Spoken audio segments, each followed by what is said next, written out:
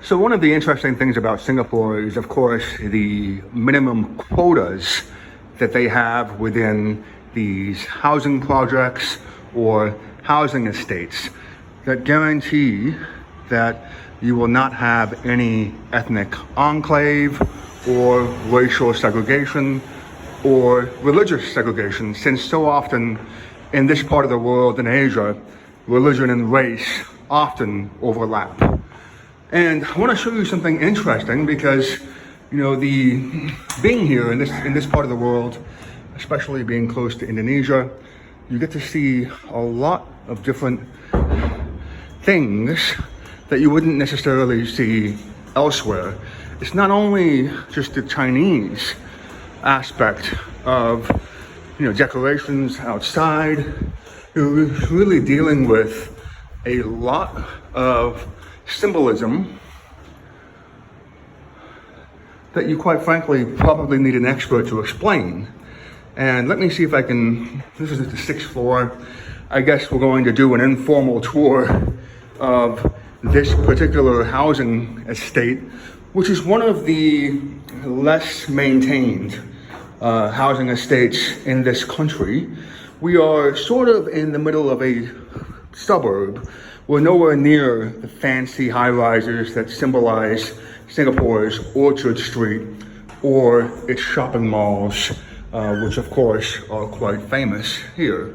But let me show you something interesting. I just found out that the Star of David may actually be derived from Hinduism. And so this is called a Satkona, and it represents, like the yin and the yang, a merger between male and female, or any other sort of combination.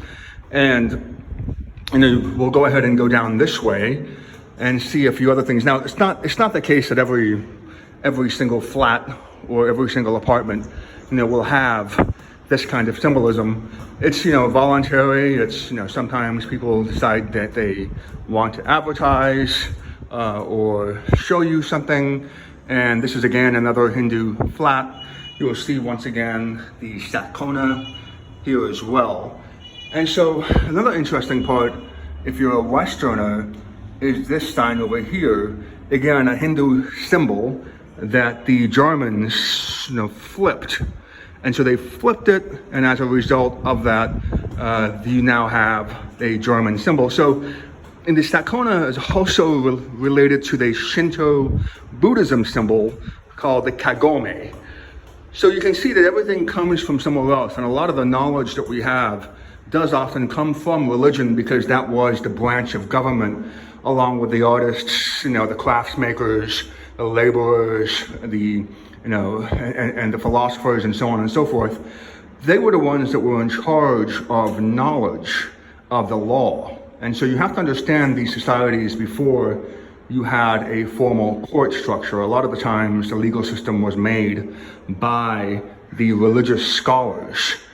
And so a lot of what we know in the West comes from the East.